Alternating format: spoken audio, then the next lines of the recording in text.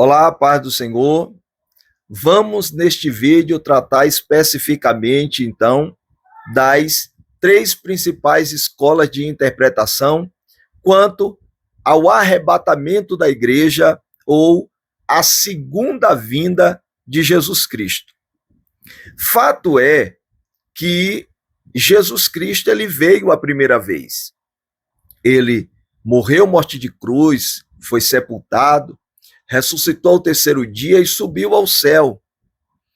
Ele então deixou a promessa de que virá uma outra vez. Acontecerá a segunda vinda de Cristo.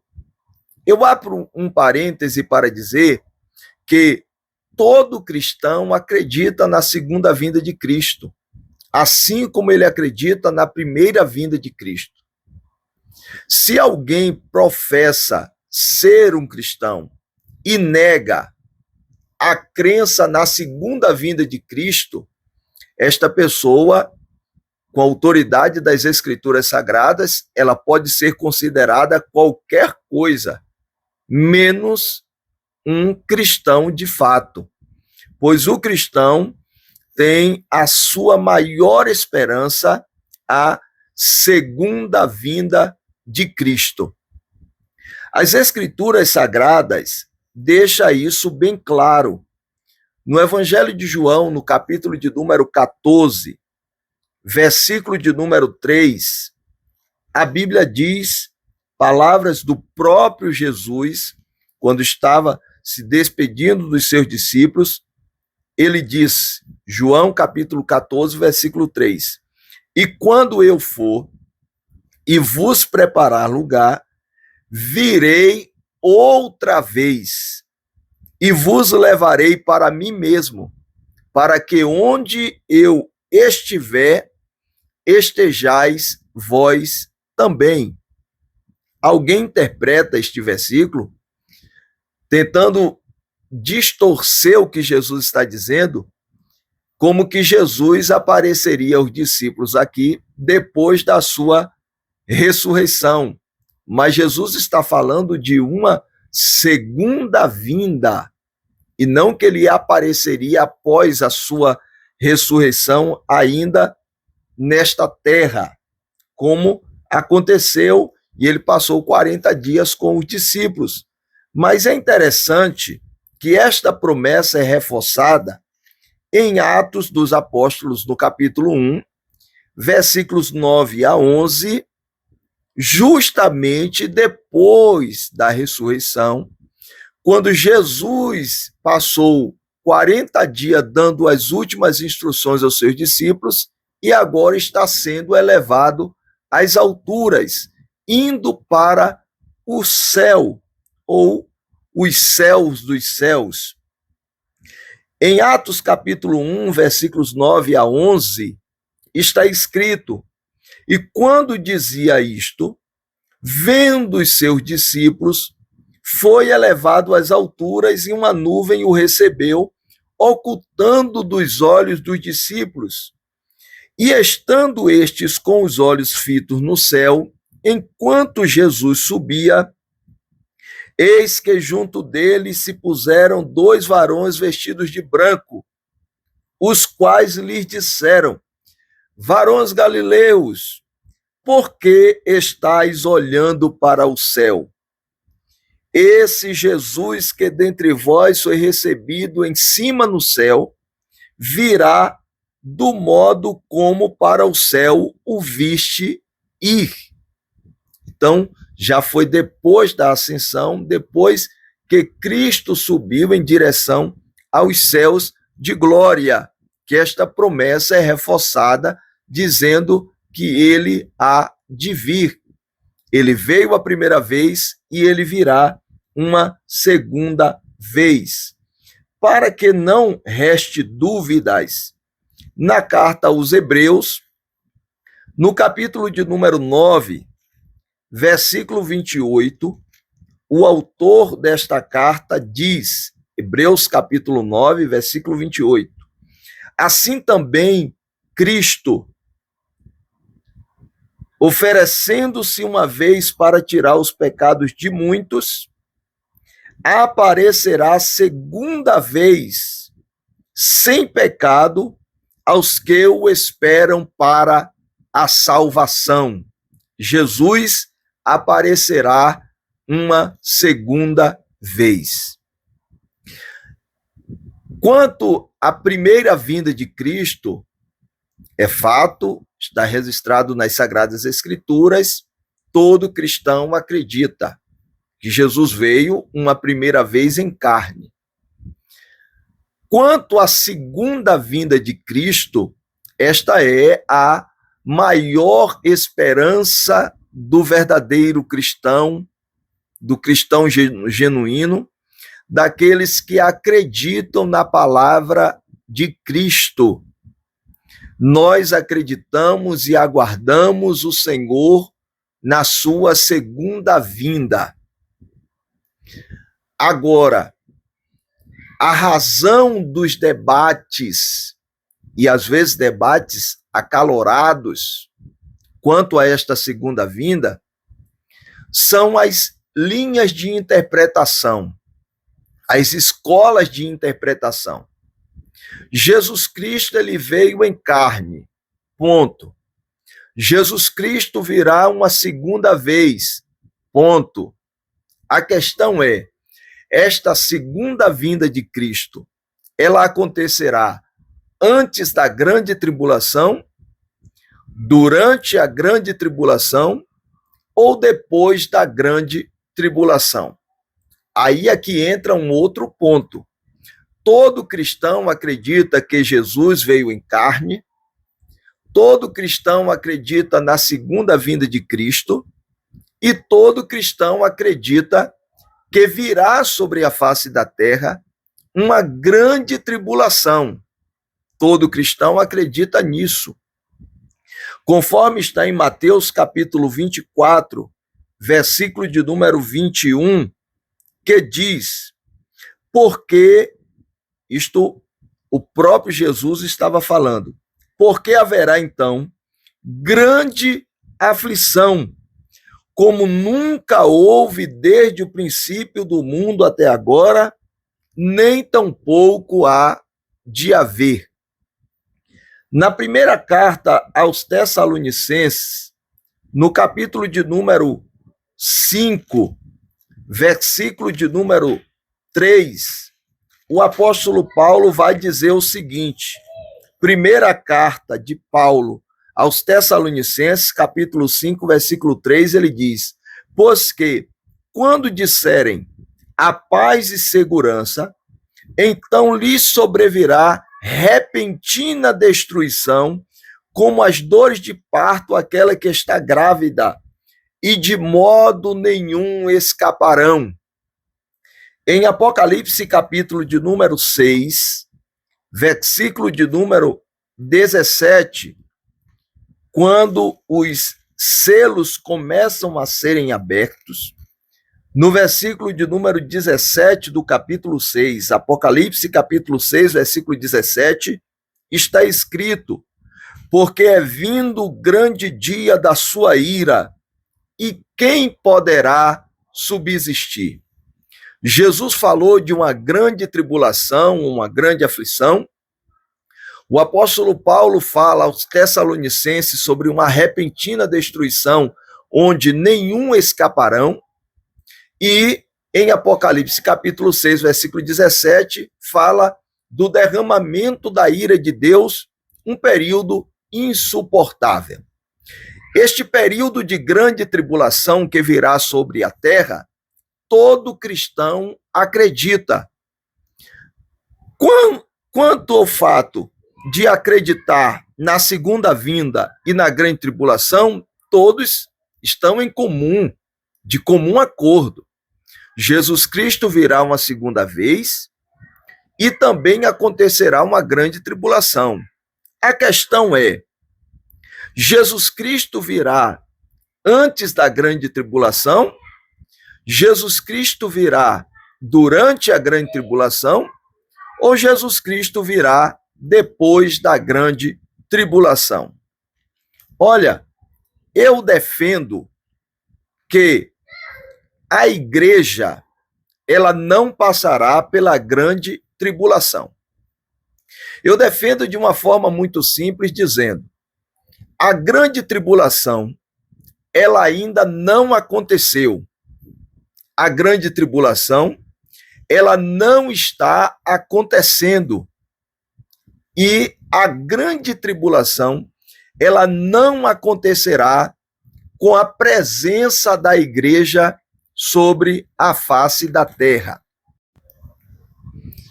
Quando falamos sobre os perigos ao se aprofundar em escatologia bíblica, eu fiz questão também de dizer que na Bíblia Sagrada não há nenhum versículo que diz da seguinte forma: Jesus Cristo virá antes da grande tribulação.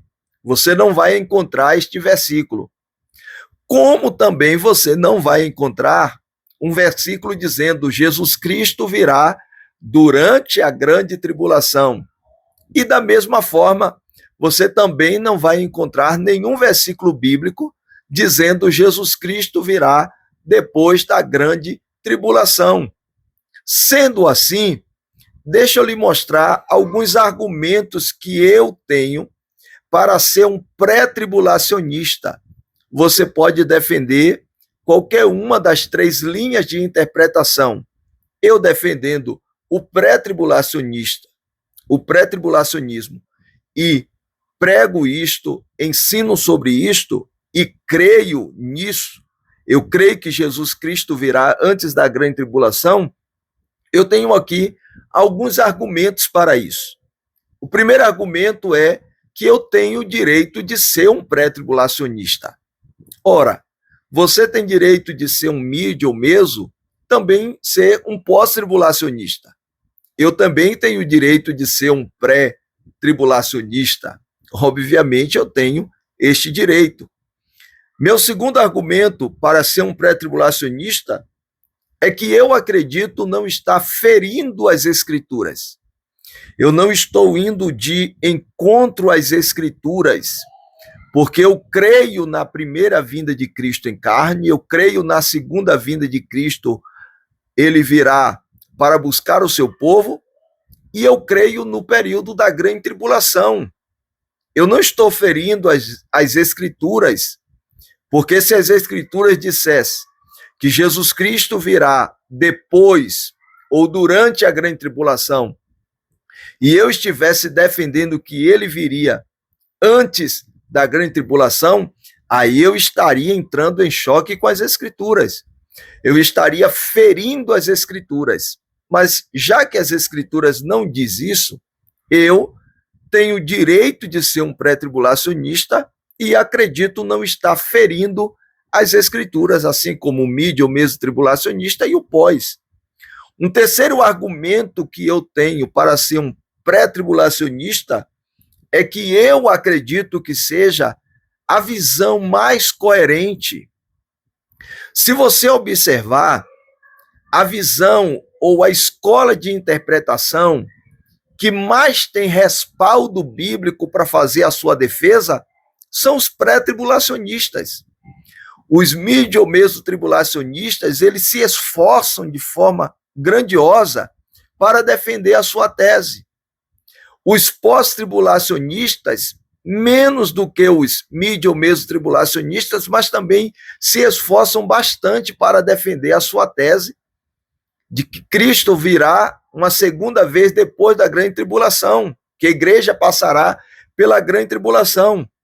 Porém, os pré-tribulacionistas, eles têm mais facilidade, mais respaldo bíblico para defender a crença que Jesus Cristo virá antes da grande tribulação. Pelo fato de ser a visão mais coerente, eu fico do lado dos pré-tribulacionistas e defendo o pré-tribulacionismo. A quarta razão do meu argumento é que o tempo da volta de Jesus Cristo ele é desconhecido. Ninguém sabe a hora em que Jesus Cristo virá a segunda vez. Agora, se você crê no período da grande tribulação, no período de 7 anos, uma semana de anos, dividido por 2 períodos de 3 anos e meio, de 1.260 dias, de 42 meses, de um tempo, 2 tempos e metade de um tempo, como está explícito na Bíblia. Se você crê neste período de 7 anos e você acredita que Jesus Cristo virá em meio à grande tribulação, obviamente que você tem uma data prevista para este acontecimento. Se você é um pós-tribulacionista e acredita que Jesus vai voltar depois da grande tribulação, você também tem uma data prévia, prevista para a segunda vinda de Cristo. E a segunda vinda de Cristo, ela é uma vinda iminente, onde você não sabe nem o dia e nem a hora. Não é somente o dia, não. Nem o dia e nem a hora. Por isso, eu defendo o pré-tribulacionismo. A quinta razão do meu argumento é não sermos os únicos privilegiados. E eu vou parar nesta quinta razão aqui. Alguns dizem assim: mas por que Jesus pouparia a igreja da grande tribulação, se desde Adão para cá, o povo de Deus, os servos de Deus, estiveram sempre em momentos de grande tribulação, experimentaram a morte, passaram por lutas tremendas e nem por isso foram poupados?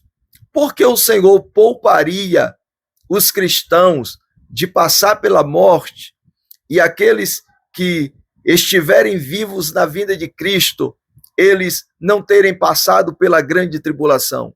Por que Jesus pouparia os cristãos disso? Ora, nós não somos e nem seremos. Se Jesus Cristo voltar agora e levar o seu povo, nós não seremos os únicos privilegiados a não passar pela morte. Você esqueceu ou você esquece de Enoque, que também não passou pela morte? Você esquece de Elias, que também não passou pela morte? Ora, nós não seremos os únicos privilegiados. E o apóstolo Paulo disse que não passaríamos mesmo pela morte. Aqueles que estiverem vivos, na primeira carta aos Coríntios, no capítulo de número 15, e eu já estarei encerrando, primeira carta aos Coríntios, capítulo de número 15, versículos de número 51 a seguir, o apóstolo Paulo vai nos dizer o seguinte: primeira carta aos Coríntios, capítulo 15, versículos de número 51 a seguir, ele diz: eis que vos digo um mistério, na verdade, nem todos dormiremos. Você sabe que aqui o dormir é o morrer. Nem todos morreremos, mas todos seremos transformados. Os cristãos, aqueles que estiverem em Cristo, seremos transformados.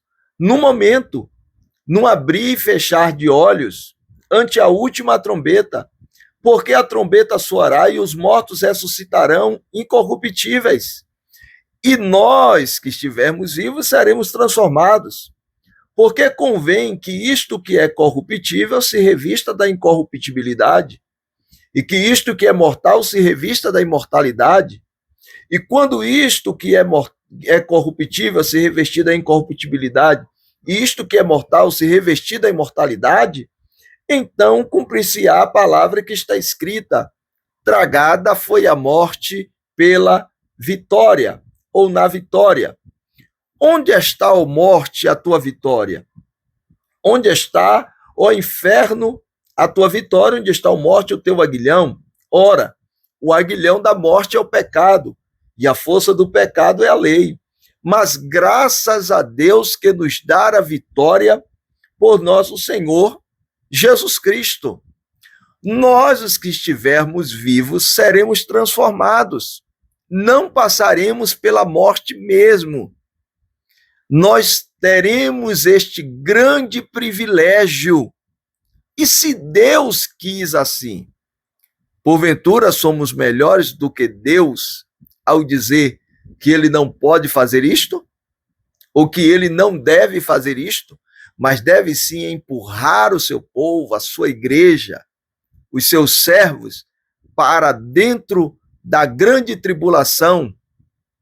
Ora, a Bíblia Sagrada, ela é um livro maravilhoso, com promessas maravilhosas, com promessas gloriosas. E nós estamos aguardando a segunda vinda de Cristo. E eu sou um pré-tribulacionista com pelo menos estes argumentos. Teria uns outros argumentos que eu deixarei para uma outra oportunidade. Eu tenho 2 pedidos a lhe fazer ao encerrar este vídeo.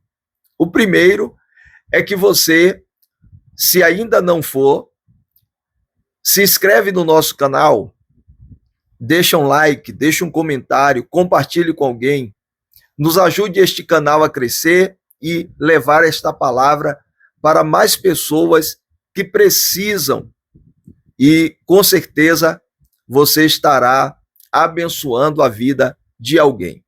Além disso, eu quero pedir a você que, se você estiver em condições, entre em contato conosco para que você possa adquirir o nosso material. São 2 livros. Nós temos o livro do curso de especialização em escatologia bíblica, um livro que nós escrevemos em 6 módulos. Este conteúdo que nós estamos tratando está no livro, ainda no primeiro módulo. O livro são 6 módulos, dividido em 16 aulas, em 92 páginas. Lá nós falamos sobre escatologia, Bíblia, Jesus, Israel, igreja e humanidade. O outro livro que acompanha este livro do curso é o meu livro, O Arrebatamento da Igreja, a Maior Esperança Cristã.